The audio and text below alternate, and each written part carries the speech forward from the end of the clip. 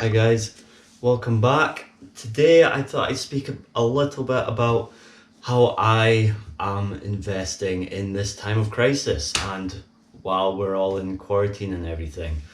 Today it's brought to you by my floor because my desktop is currently sitting on the floor due to having to take all my work equipment home and set that up on my desk. So yeah, we're doing this from the floor. So today I wanted to speak about in terms of investing, how I approach it myself. And the way I do it is I keep it as simple and as basic as possible. Uh, when it comes to stocks and shares and all types of investing, I only know the basics because that's all I need to know. I'm not a day trader. I'm not looking to invest a lot of my life into actively look into this. I want to put my money somewhere, set it and forget it, and move on and do other things that I want to spend my life doing. So the way I approach it is the start of every month. This is kind of mostly taken away from a bit of Warren Buffett, that sort of thing, is I take 20% of everything I earn. So start of the month, once I got my paycheck from the end of last month, take 20% of it, invest it, and then pretend it's gone before I've done anything else. So most of my bills come out on the 1st. So what I do is once all the immediate bills are paid, the 20% of the paycheck I got given that month, I will set aside on top of those bills going out. And then that 20%, I primarily go through Vanguard because they are unbelievably cheap, and put them into a set of funds and shares that I invest in every month. So why do I do it every single month in the exact same shares list? So what I don't do is I don't sporadically buy something different every single month.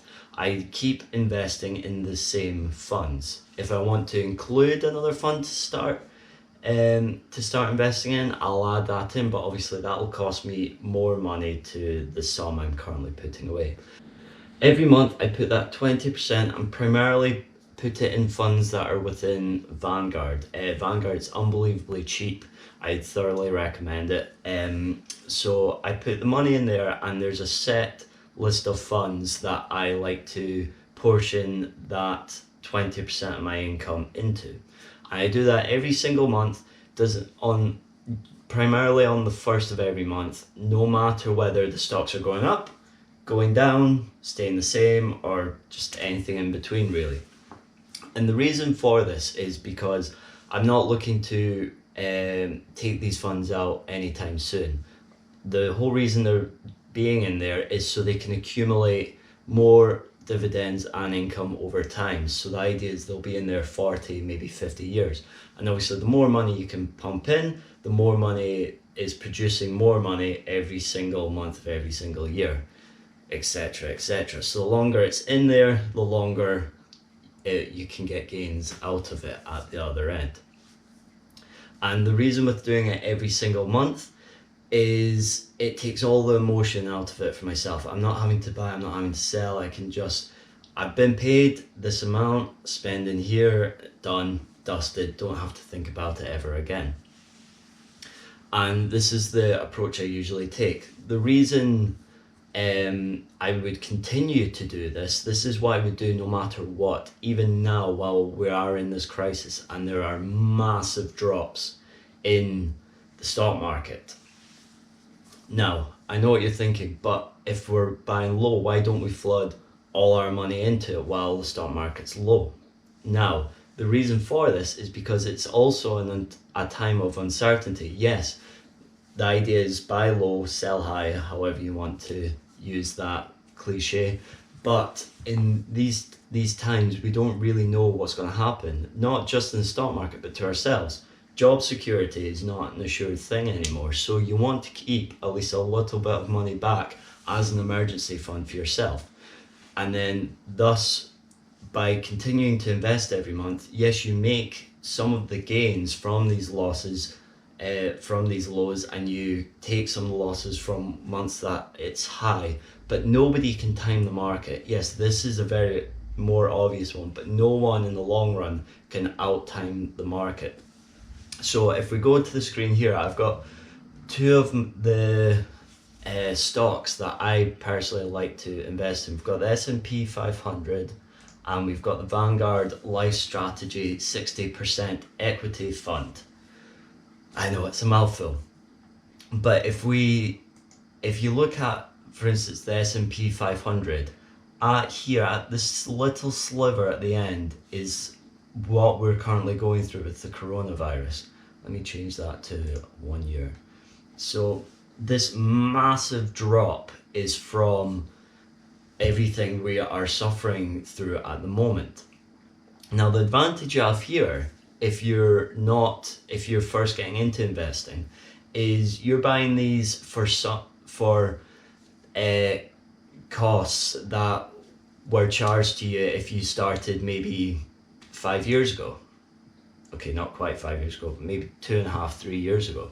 And that's a massive plus, but you don't want to flood all your money into one big lump sum there, because if anything does go wrong and you need that money, there's no way for you to access it anytime soon without taking a further loss or not reaping the gains from that.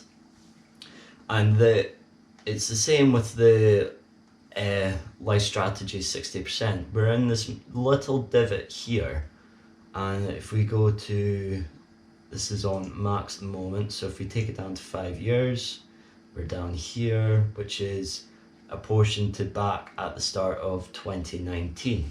So it's almost like buying back a year, but what you haven't done obviously in that year is accrued any of the dividends from those investments yet.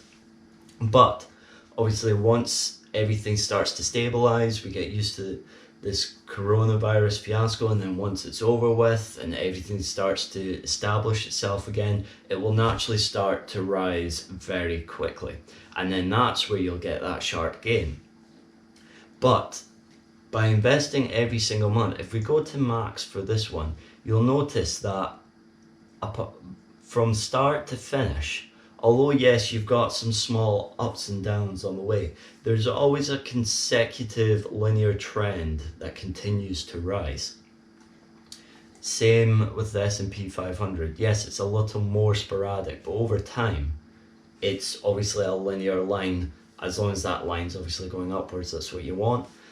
And so it means that by taking all emotion out of it, and investing over a long period of time, you're looking at it over a set of decades, not just a set of days, months, or even years.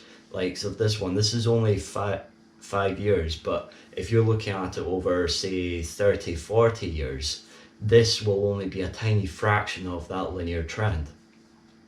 And then, thus, you're looking at what advantages you can get out of it over the decades rather than on a day-to-day or month-by-month basis. So all these fluctuations don't really mean very much. Yes, it's obviously always better to get it at the lowest it can be, cost-wise, but for the most part, it doesn't really matter. And because we can't time the market, people try, nobody succeeds, it's just the most consistent way of assuring, or at least the safest way of assuring you're going to maximize what you get out of the market with very little effort, and that's what I personally look for. So that's just a little snippet of how I go about investing, especially now where times of uncertainty. I would thoroughly recommend, if you don't invest, just invest. If you've got a little bit of money, 20% salary, I know that might seem a lot to begin with, but if you remove it before you've got an opportunity to do anything with it, you'll acclimatize very quickly, and the benefits of doing this absolutely outweigh what you would have done with that very minute sum of money to begin with, believe me. At the moment, I would end up using that up in a weekend, whereas now in 10 to 20 years time, it will make my life so much easier. So that's basically the way to go. So my recommendation would be start up a Vanguard fund, apply to some of their funds. I would highly recommend Life Strategy 60% or the S&P 500. and just put, even if it's just a little amount, just a starting amount, just to see how you get on month by month. Just religiously put it in without thinking, and you'll be good to go. Book recommendations, I would say, if you're just really not sure about investing at all, 2 books that I've read that I thoroughly recommend is Rich Dad, Poor Dad, and if you've got the stomach for it, Tony Robbins. Is it Tony Robbins? I think it's Tony Robbins. 7 simple. Oh, screw it.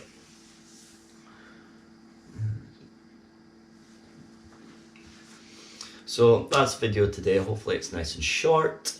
And if you want to see a bit more, I think I might have skipped over quite a few important parts, but if you want to hear a bit more, just leave a comment below. Okay, cheers.